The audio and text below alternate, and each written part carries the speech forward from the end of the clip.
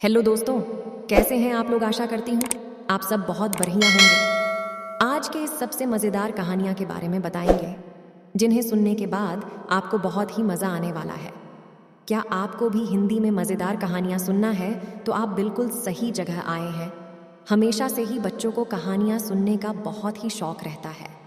बच्चों को इस कहानियों को सुनने से बहुत कुछ सीख भी मिलती है, इसलिए उन्हें यह कहानियाँ सुनना और भी ज़्यादा मज़ेदार लगता है। ज़्यादातर बच्चों को कहानियाँ सुनने का ज़्यादा शौक रहता है। अगर आप भी कहानियाँ सुनना चाहते हैं तो आपको हमारे द्वारा लिखे गए इस कहानी को अंत तक ध्यानपूर्वक सुनना होगा। आप हमारे चैनल पे नए हैं तो चैनल को सब्सक्राइब कर लें ताकि आने वाली वीडियो का नोटिफिकेशन आप तक पहुंच जाए, और कमेंट में ज़रूर बताएं कि कहानी आपको कैसी लगी। तो शुरू करते हैं कहानी। जनकपुर नाम का एक गांव था जो कि चारों तरफ से जंगलों से घिरा है। गांव के पास से एक नदी भी निकलती थी। नदी के एक तरफ चूहों का एक बहुत बड़ा झुंड रहता था और चूहों के राजा का नाम था मूष का राज। दूसरी तरफ हाथियों का झुंड रहता था। उनके राजा का नाम था गजराज। एक बार की बात है, उस गांव में एक वर्ष तक बारिश नहीं हुई तो सभी गांव वाले उस गांव को छोड़कर शहर की तरफ चले जाते हैं। पानी ना होने की वजह से चूहे भी बहुत परेशान थे, तो चूहे उस गांव की तरफ को आ गए। पूरे गांव में चूहे ही चूहे हो गए थे। चूहे इतने भाग्यशाली थे कि उनके गांव आने पर जमीन से एक जल स्रोत फूट पड़ा। चूहे बड़े आराम से अपना जीवन व्यतीत करने लगे। वहीं दूसरी ओर पानी ना होने की वजह से हाथी इधर उधर भटकने लगे। हाथियों के बच्चे इतने प्यासे थे कि वे चिल्ला भी नहीं पा रहे थे। हाथी का राजा स्वयं सूखे से बहुत ज्यादा चिंतित था और हाथियों का दर्द जानता था। एक दिन हाथी का दोस्त बाज आया और उसने हाथियों के राजा को बताया कि गांव के दूसरी ओर एक बहुत बड़ा झरना है, वहां जाकर तुम अपनी प्यास बुझा सकते हो। राजा ने जैसे ही यह सुना, उसने तुरंत हाथियों को झरने की ओर चलने का आदेश दे दिया। सैकड़ों हाथी अपनी प्यास बुझाने के लिए दौड़ पड़े, लेकिन झरने तक पहुंचने के लिए उनको गांव से होते हुए जाना था, जहां पर पहले से ही बहुत सारे चूहे थे। सैकड़ों हाथियों के पैर चूहों को रगड़ते हुए आगे बढ़ रहे थे। हाथियों के जाने के बाद चारों तरफ मरे हुए चूहे पड़ रहे थे, जिनको देखकर चूहों के राजा को रोना आ गया। अब रोज रोज ही हाथियों का झुंड वहां से आने जाने लगा, जिसके कारण बहुत सारे चूहे मरे जा चुके थे। तब चूहों ने अपने राजा को बोला कि आप हाथियों के राजा से बात करो, नहीं तो एक दिन हम सब मारे जाएंगे। हाथियों का राजा बहुत ही दयालु है, वह जरूर आपकी बात सुनेंगे।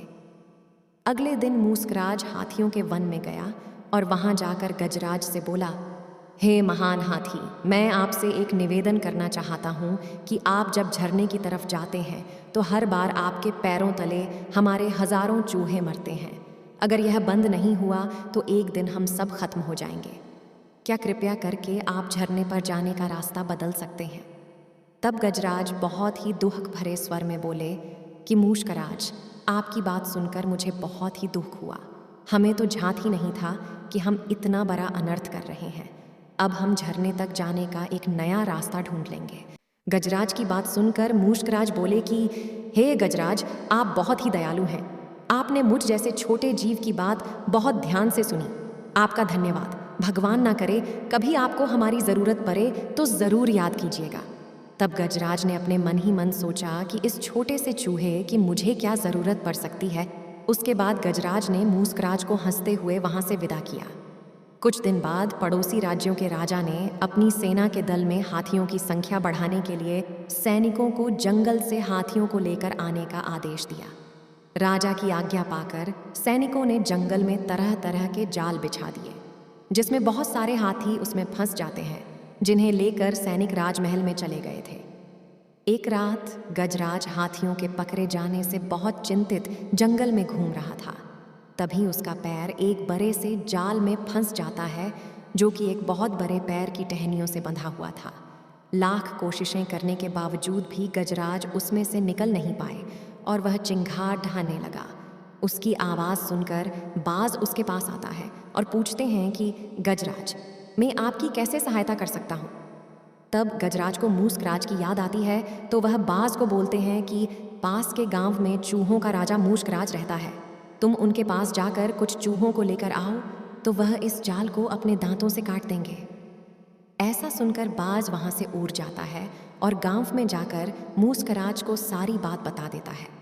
मूसकराज और उसके साथ कुछ और चूहे गजराज के पास आते हैं और जल्दी जल्दी वहां फैले हुए सभी जालों को काट देते हैं।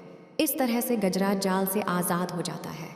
कहानी की सिख दुनिया में कोई भी छोटा या बड़धा नहीं है। जहां सुई का काम है वहां हम तलवार का प्रयोग नहीं कर सकते।